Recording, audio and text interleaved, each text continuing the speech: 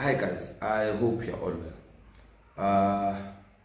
I just have something that I've been thinking about, and it makes sense, at least in my mind. It makes sense. I'm hoping that as I share it, it will also make sense to you.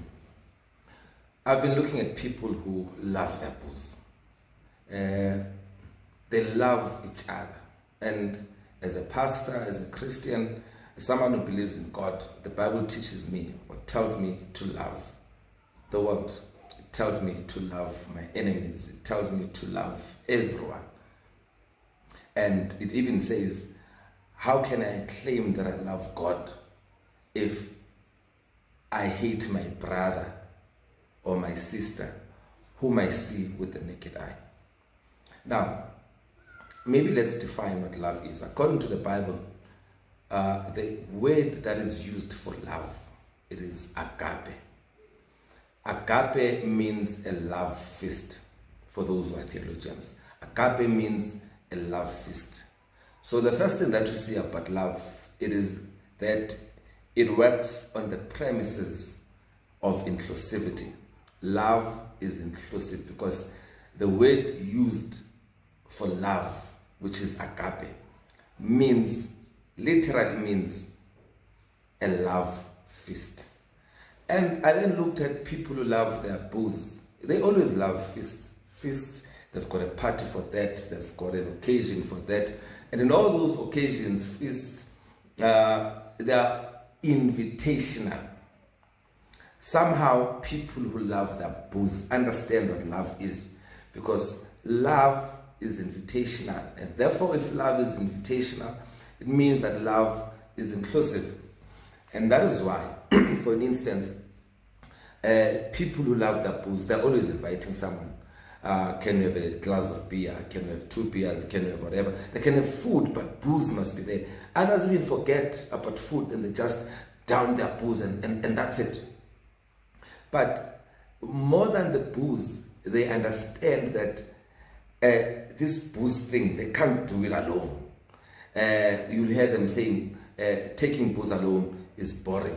They want someone else. They want someone else to share this with. So here's my point.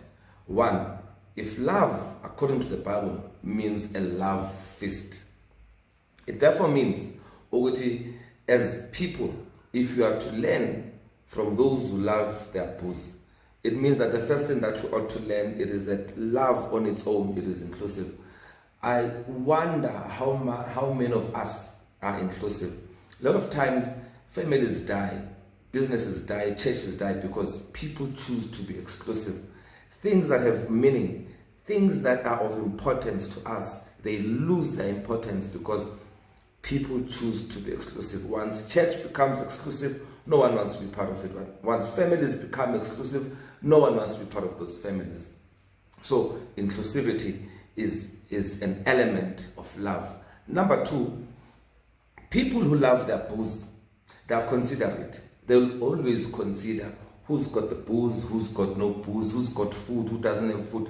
They always want to consider others. They even make sure that if one does not have his or her own 6-pack, they don't mind giving them a lift if they don't have a car. Just to go to the liquor shop and for that person to have their own 6-pack. It makes me wonder, how considerate are we, Tina, in our own relationships? How considerate are churches where if someone doesn't have something, we are willing to take the necessary steps to make sure they have something. Many times, churches, they always take. But how many times or how often do churches give people who call themselves believers, followers of God?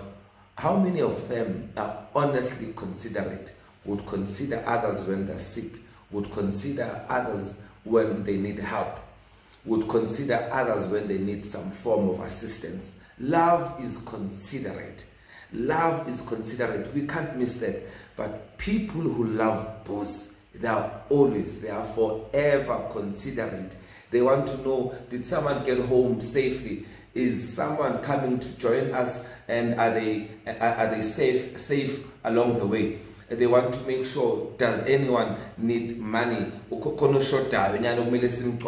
something? Why? Because what they do, it needs them to be considerate, and they exercise that. Third thing about love is that love is giving. People who love booze, they're always giving. You go to a party, you go to an occasion, you'll always find someone willing to give you something. Whether you're a pastor or not, someone will say, hey, mfundisi, baba, naipiyanyana. Whether they're tempting you or not, and I honestly believe that they're not tempting you. They're doing it out of love. They're doing it because they understand what they're doing cannot survive without giving. And they don't give you because they suspect you lack. They don't give you because they suspect you are poor. They just are generally giving. One can have a six-pack, they'll give you one. They'll give you two. They'll give you four at times. But umuntu will even give you a full six-pack. They are giving. If you don't have money, they give you money. If you don't have transport to go to where you're supposed to go, they are willing to give. Love is giving. I wonder how many of us are giving in all those forms of relationships that we find ourselves in, whether it's a church, whether it's within marriage, whether it's within family or business or just neighborhood love. How many of us are actually giving, like people who love their booze? Fourth thing about people who love their booze, it is that they enjoy sharing. They enjoy sharing. They share. Even if it's at their own cost, even if it's at their own loss, they are so sharing. I love that. I wish I could have such people in church, in my church, who are always willing to share. Just share. They share. They share. Wherever there is a need, they share. Wherever someone lacks something, they share. And their sharing is not dependent, as I said earlier, on whether you've got something or you don't have anything, whether you have lack or not. They are just generally sharing. Those are booze lovers. People who love their booze. People who love their Amstel. People who love their Extreme. People who love their Glenmorangie. They are just sharing. They share. They understand that they can't consume the whole alcohol by themselves, the whole booze by themselves. They just need to share. Why are you not sharing? Some of us have got lockers that are filled with 80 shoes, 80 pairs of shoes that you're not even wearing. Out of 80 pairs of shoes, maybe you're wearing only 10 pairs. The 70 it fits you, but you just don't have the time nor the occasion to wear the rest of the 70. Why not just give it away and share with someone? You even have a sister or a brother who wears the same size, but you won't even give them. You won't even share with them. People who love booze are so sharing. They share food without limit. They share booze without limit. They share the moment together without limit. If someone is at a place where they're having booze and they're enjoying themselves, they even want to share the moment. They'll invite someone, hey, they want to share. And we'll hear someone say, hey, daughter, mina angna fokol. Manje, what's going to happen? They are sharing. The last point that I want to make about people who love their booze, they enjoy people's company. They enjoy each other's company. You'll hear them saying, it's not about the money. It's not about the money. It's about the ambience. It's about the environment. So you find someone willing to spend 10,000 just to be in a good place. At times we insult people or we mock people who are always willing to buy for others and so forth, and we think that they're wasting money. But talk to that person, they will tell you that it's not about the cost, it's not about the money, it's not about the price, it's about the ambience. It's about making sure that everyone in the room, everyone in the hall, everyone who's their friend, and even those who are not their friends, who are friends of their friends, they just want to make sure everyone is enjoying the moment. Everyone feels welcome. Everyone feels love. They love people's company. Those abantu abathanda utshwala. They are not in isolation. They don't live in isolation. Abantu abaphuza utshwala, they are never lonely. They can meet someone for the first time and enjoy that moment with them. Just share a pack of 6 beers. Just share a bottle of Glenmorangie, a bottle of Hennessy, whatever the case might be. Oksalayo, they will enjoy the moment. They will enjoy the moment. Why? They enjoy being in the company of others, and they enjoy the company of others. But we've got so many people that claim to love. Endlini, you've got a wife who does not enjoy your company. Endlini, you've got a husband who does not enjoy your company. But they claim they love you. You are a church. You've got people who are your church members, but they didn't enjoy their pastor's company. But they say they love the church, they love their pastor. You've got a pastor who claims he loves his church, he loves his members, but he does not enjoy their company. There's no love. Enjoying each other's company is the mark of love. Sharing what we have is another mark of love. You can't be in the presence of people and yet you're not willing to share with them. We share each other's experiences. We share whatever we have. I'm giving to you, you are giving to me. We just share. These are people who love their booze. Abantu who love their booze, they are not exclusive.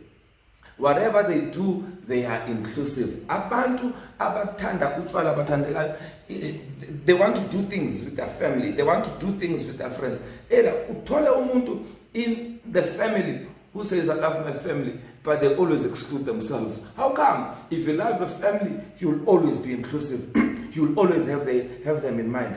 Abantu who love each other, they need to learn from people who love their booze. Abantu who love their booze, they are considerate of one another. You've got a wife, you've got a husband, you've got a child, you've got a parent, you've got a friend. They're not considerate. They don't even consider you in the things they do. They don't consider you in their activities. They don't consider you in their lives. They don't consider you in their foreseeable future. Yet they say they love you. Love, whether we like it or not, must become inclusive. Love, whether we like it or not, must become considerate. Love, whether we like it or not, must be invitational. Love, whether we like it or not, must be giving. It must be sharing. We must also enjoy each other's company. That's what love is all about.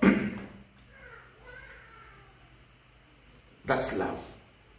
Learning from people who love their booze. Learning about love from people who love their booze. Here's my challenge to you.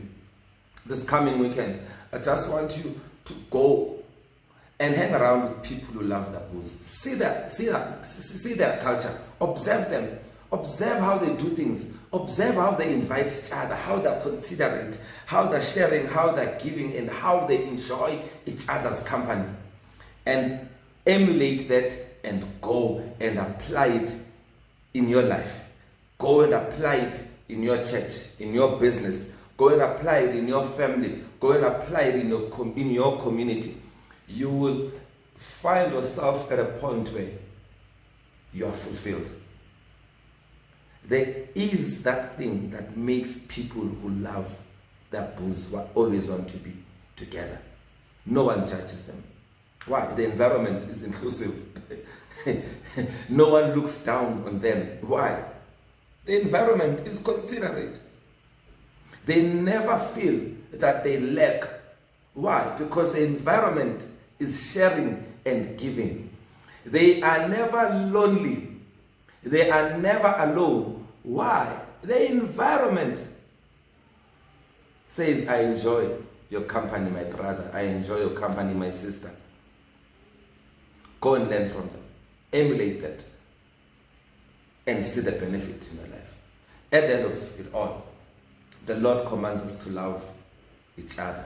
Jesus even said, people will know that ye are my disciples if you love one another. The Bible says, how can you claim that you love God if your neighbor, your brother, your sister, your father, your mother, your cousin, whom you see with your naked eye, you hate them? There is no way that you can call yourself a child of God. There is no way that you can say you know God if you don't love. Love is the best way we can express God's presence in the world. Love is the best way we can express God's love within the family, within the church, within the community. Let's go out there and love each other. Don't forget, go and learn from people who love their bulls. They will teach you how to love. As you go and learn, may the good Lord bless you. Love you lots. I'm out.